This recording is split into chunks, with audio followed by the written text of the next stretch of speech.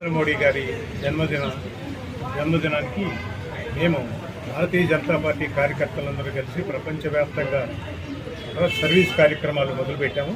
నేడు అదే మాతా శిశు వైద్యశాలలో పండ్లు, మజ్జిగ ప్యాకెట్లు పంచడం జరిగింది.